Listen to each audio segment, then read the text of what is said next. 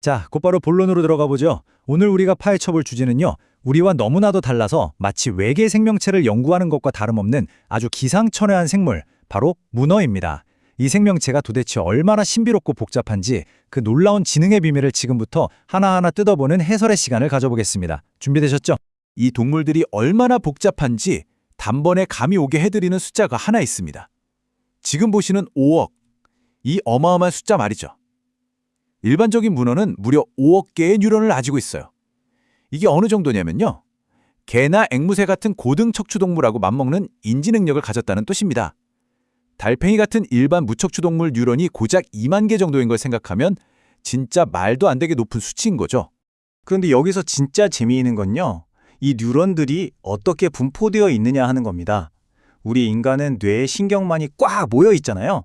그런데 문어는 그 5억 개의 뉴런 중에 딱 3분의 1만 뇌에 있습니다.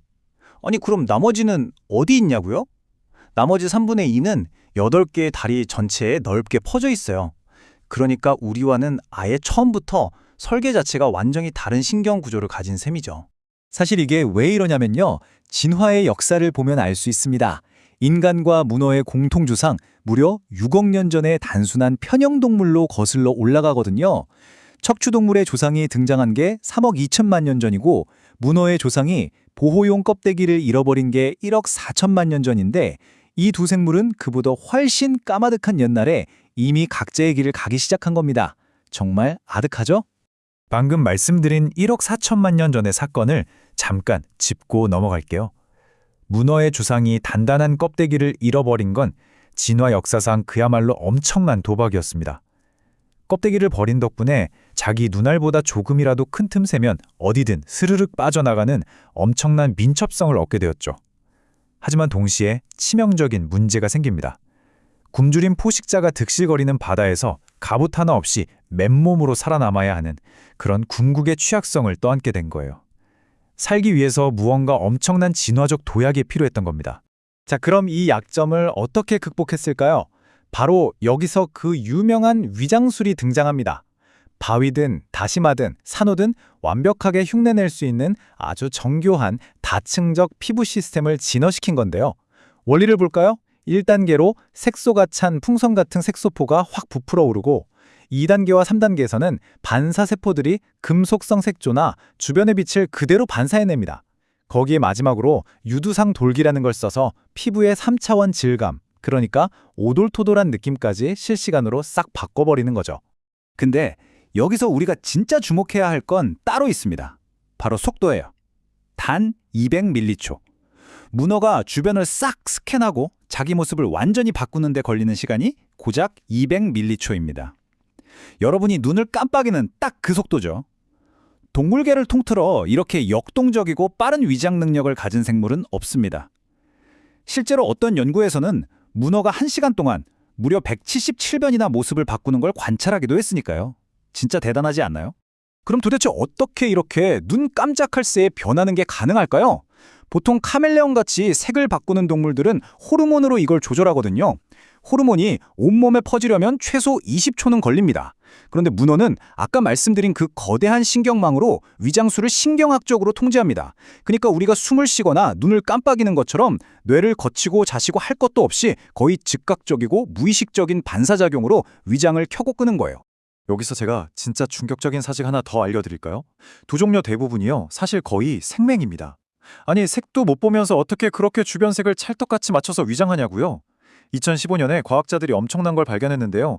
문어 피부 자체에 빛에 반응하는 광수용체 유전자가 활성화되어 있다는 겁니다.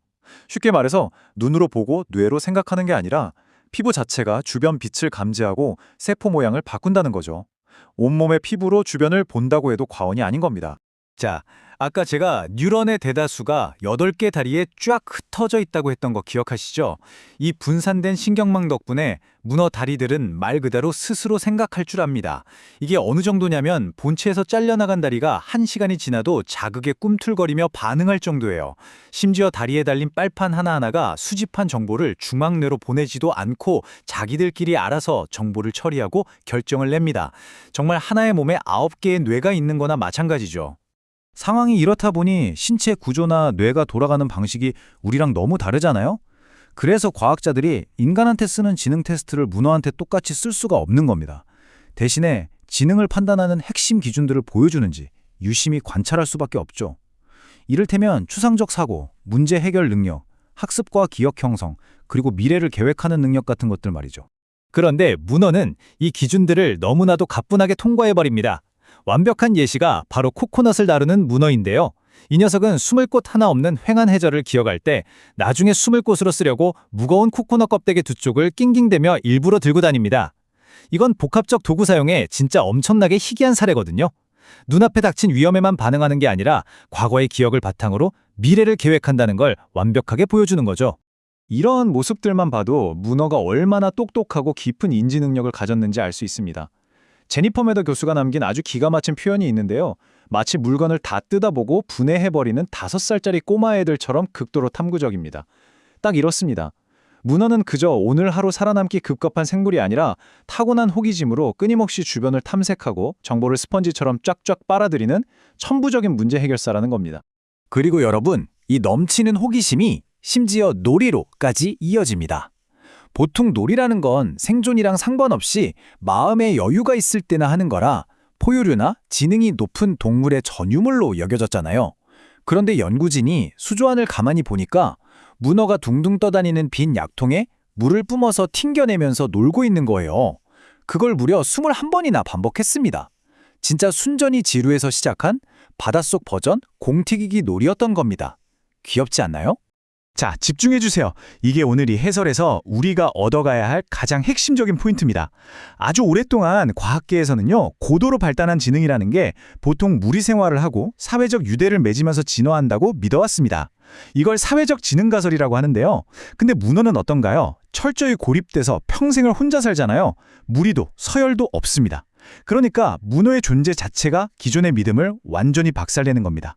먹이를 찾고 포식자를 피해야 하는 치열한 생존의 압박, 그 생태학적 압박감만으로도 이렇게 고도로 복잡한 지성이 탄생할 수 있다는 걸 보란듯이 증명해낸 거죠. 이런 놀라운 지능의 기원, 어디서부터 시작됐을까요? 생명체가 폭발적으로 늘어났던 무려 5억 년 전 오르도비스기라는 아주 아득한 과거로 거슬러 올라갑니다. 그 시절에는 갑옷을 두른 거대한 두 종류들이 바다의 무법자이자 절대 지배자였어요. 우리 인간의 조상이 육지에 첫 발을 내딛기도 한참 전부터 이 녀석들은 무려 3억 6천만 년 동안이나 바다를 지배하며 자기들만의 방식으로 지능을 쫙 갈고 닦아왔던 겁니다. 그렇다면 여기서 이런 생각이 들지 않으시나요? 진화가 척추동물이라는 나뭇가지에서 한 번, 그리고 두 종류라는 가지에서 또 한 번, 이 지구상에서 완전히 다른 방식으로 지능을 2번이나 발명해냈다면 말이죠. 이 넓고 넓은 우주에는 대체 얼마나 더 다양하고 기상천외한 형태의 지능이 숨어 있을까요? 인간 중심적인 시각에서 한 발짝만 물러나면 이런 압도적인 깨달음이 옵니다. 지능이라는 건 정해진 하나의 직선이 아니라 생물학적 가능성이 무한하게 뻗어나가는 경이로운 영역이라는 걸요. 오늘 함께 파헤쳐본 이 문어의 세계가 여러분이 생명과 지성을 바라보는 시야를 한층 더 넓혀주었기를 바랍니다.